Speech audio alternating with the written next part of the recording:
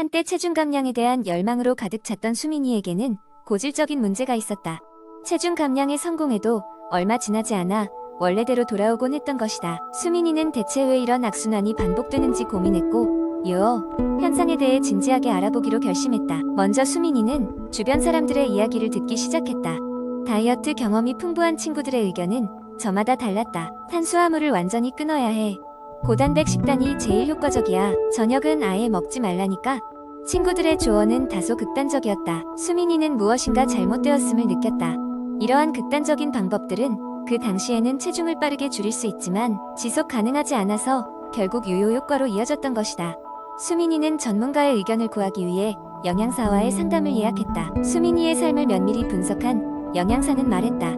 체중 감량의 핵심은 지속 가능하고 건강한 생활 방식을 확립하는 것입니다. 극단적인 식단은 오히려 호르몬 불균형을 초래하고 신진대사를 망가뜨릴 수 있어요. 영양사는 수민이에게 균형 잡힌 식단과 식사 시간을 규칙적으로 지키는 것이 중요하다고 강조했다. 또한 현실적인 목표 설정과 점진적인 변화가 장기적인 체중 조절에 도움을 준다고 설명했다. 수민이는 무리한 다이어트 계획을 버리고 영양사의 조언에 따라 자신만의 식단을 짜기 시작했다.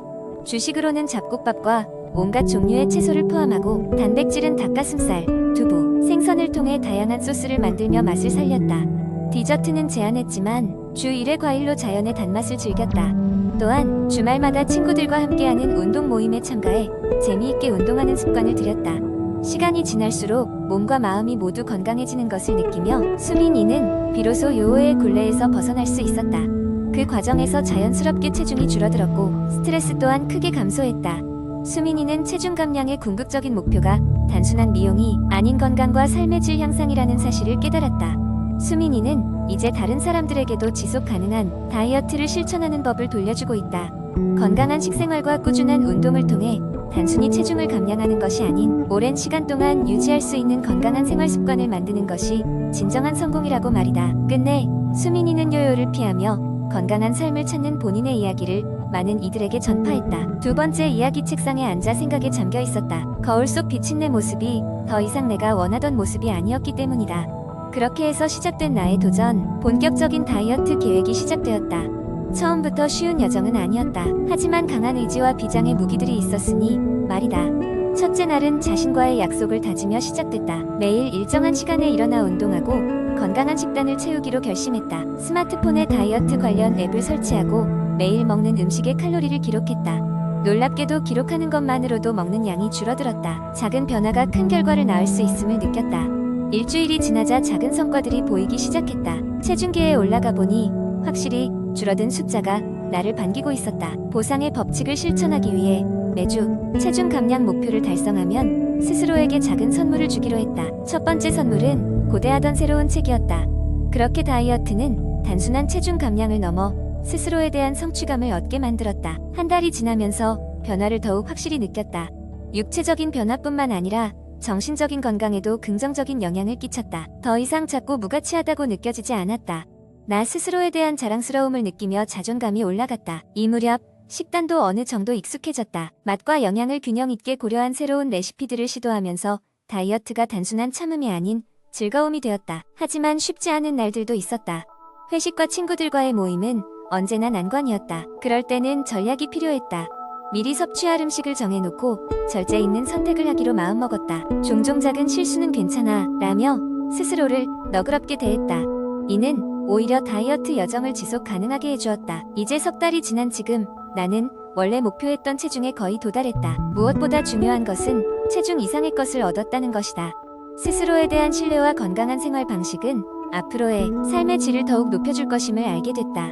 이제 내가 할 수 있는 조언은 하나다. 자신을 믿고 변화를 두려워하지 말라. 작은 습관은 큰 변화를 낳고 그 변화는 당신의 인생을 긍정적으로 바꿀 수 있다. 내가 성공할 수 있었다면 그 누구도 실패하지 않을 것이다. 화이팅! 세 번째 이야기, 현대 사회에서 건강에 대한 관심이 날로 높아지고 있습니다. 특히 면역력 강화는 많은 사람들에게 중요한 부분으로 자리 잡았습니다. 면역력이 약하면 쉽게 병에 걸리기 마련이고 이는 일상생활에 큰 영향을 미치기 때문입니다. 면역력을 강화하는 방법 중 하나로 자연식품을 통한 방법이 있습니다.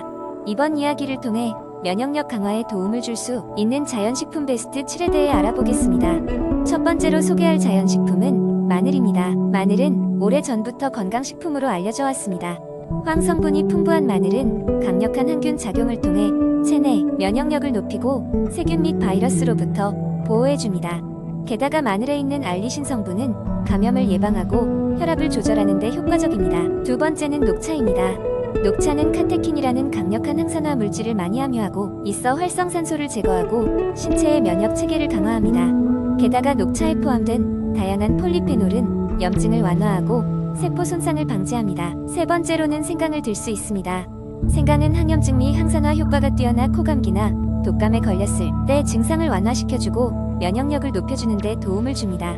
또한 생강은 위를 자극하여 소화기 건강에 유익한 영향을 줍니다. 네 번째는 고구마입니다. 고구마는 베타카로틴이 풍부하여 체내에서 비타민 A로 변환되어 면역력 강화에 필수적인 역할을 합니다. 비타민 A는 면역세포의 기능을 지원하고 감염에 대한 저항력을 증가시키는 데 필수적입니다. 다섯 번째로 소개할 자연식품은 블루베리입니다. 블루베리는 안토시아닌이라는 강력한 항산화 물질을 함유하고 있어 체내에서 발생하는 염증 반응을 줄여주고 면역력을 강화시켜줍니다. 또한 블루베리는 체내에서 항산화 작용을 촉진하여 세포 손상을 방지합니다. 여섯 번째는 아보카도입니다. 아보카도는 건강한 지방인 불포화 지방산과 비타민 E가 풍부하여 면역 체계를 강화하는 데 뛰어난 효과가 있습니다. 비타민 E는 면역 기능을 향상시켜 감염에 대한 저항력을 높여줍니다. 마지막으로 일곱 번째 식품은 시금치입니다. 시금치는 비타민 C와 E가 풍부하며 다양한 항산화 물질을 함유하고 있어 면역력을 증진시켜 줍니다. 또한 시금치는 다른 식품에서 찾아보기 힘든 비타민과 미네랄을 풍부하게 함유하고 있어 균형 잡힌 면역 체계를 유지하는 데 도움을 줍니다. 결론적으로 이 자연 식품들 모두 면역력을 증진시키는 데 도움을 줄 수 있는 놀라운 식품들입니다. 규칙적으로 이러한 식품들을 섭취함으로써 건강을 지키고 일상생활에서 더욱 활기찬 삶을 영위할 수 있기를 바랍니다. 네 번째 이야기, 연우는 항상 건강한 삶을 살고 싶다는 마음은 있었지만 바쁜 일상 속에서 어떤 식으로 식단을 관리해야 할지 막막할 따름이었다. 어느 날 자주 가던 도서관에서 올바른 식습관, 건강한 식단을 위한 완벽 가이드라는 책을 발견하게 되었다. 이끌리듯 책을 손에 든 연우는 천천히 페이지를 넘기며 건강한 식단의 중요성에 대한 이야기에 빠져들었다. 책은 이제까지 접해보지 못한 다양한 정보들로 가득 차 있었다. 그 중에서도 연우의 눈길을 끈 것은 식사의 균형을 맞추는 방법이었다. 이 책은 단순히 다이어트나 칼로리를 줄이는 것에 그치지 않고 어떤 영양소가 왜 중요한지, 그리고 이를 어떻게 적절하게 섭취해야 하는지를 세심하게 설명하고 있었다. 연우는 필요한 영양소의 5대 요소인 탄수화물, 단백질, 지방, 비타민, 미네랄에 대해 새롭게 알게 되었다. 책은 또한 실생활에 적용할 수 있는 여러 가지 팁도 제공했다. 예를 들어 바쁜 아침 시간에 빠르고 간편하게 준비할 수 있는 건강한 아침 식사 레시피, 직장에서 또는 학교에서 쉽게 가져다 먹을 수 있는 도시락 아이디어, 외식 시에도 건강하게 식사할 수 있는 방법 등이 그것이었다. 연우는 이 팁들을 직접 시도해보며 작은 변화들이 결국 큰 건강의 차이를 만들어낸다는 것을 깨달았다. 올바른 식습관에 대한 책을 읽은 이후로 연우는 자신의 식습관에 많은 변화를 주기 시작했다. 우선 주말마다 일주일의 식단을 미리 계획하며 신선한 채소와 과일을 적극적으로 포함시키기 시작했다. 매일 물을 충분히 섭취하고 가공식품보다는 자연식 위주의 식사를 하려고 노력했다. 그리고 이러한 변화들은 점차 연우의 몸과 마음의 상태에도 긍정적인 영향을 미치기 시작했다. 연우는 몸이 가벼워지고 활력이 넘치는 것을 느끼게 되었으며 이전보다 집중력도 향상되었다고 생각했다. 친구들과 가족들 또한 연우의 변화를 알아차리고 칭찬해 주었다. 이러한 피드백은 연우에게 더욱 동기부여가 되어 올바른 식습관을 유지하는 데에 큰 도움이 되었다.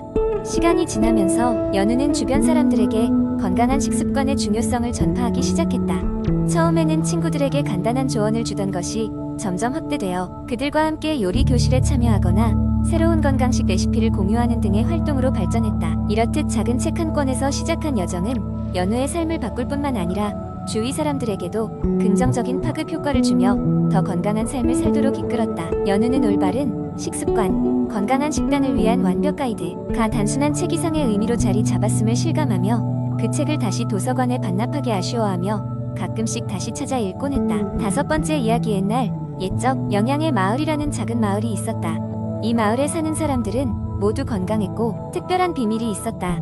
그들은 필수적인 비타민과 미네랄이 풍부한 식단을 유지하고 있었다. 마을의 영양사는 가문의 전통으로 내려오는 비법의 책자를 가지고 있었는데 이 책자에는 마을 사람들의 건강한 생활을 유지하는 비결이 적혀 있었다. 이 책의 첫 번째 장은 비타민에 대한 것으로 비타민 A, B, C, D, E와 K가 신체 각 기관의 작동과 건강 유지에 어떻게 중요한지를 설명하고 있었다. 비타민 A는 눈 건강과 면역 체계를 강화한다고 하여 마을 사람들은 당근과 시금치를 자주 먹었다. 비타민 B는 에너지 생성에 중요한 역할을 하며 주로 곡류와 견과류에서 섭취하였다. 비타민 C는 강력한 항산화제로 감기의 예방과 치유에 효과적이라 하여 오렌지와 감귤을 즐겨 먹었다. 나머지 장에는 미네랄에 대한 설명이 있었다.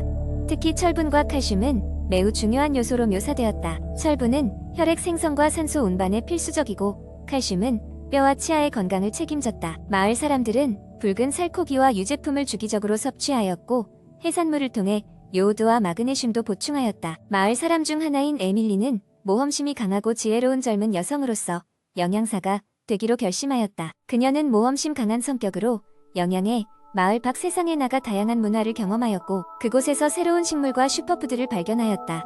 그녀는 아보카도와 케일 같은 식물을 마을에 소개하며 현대 영양학 정보를 접목시켰다. 에밀리의 노력 덕분에 영양의 마을은 더욱 건강한 식단을 유지하며 후손에게도 그 지혜를 전수할 수 있게 됐다. 그녀의 모험과 혁신 덕분에 마을 사람들은 더욱 건강한 생활 패턴을 유지하게 되었고 그 비밀은 세대를 통해 전해졌다.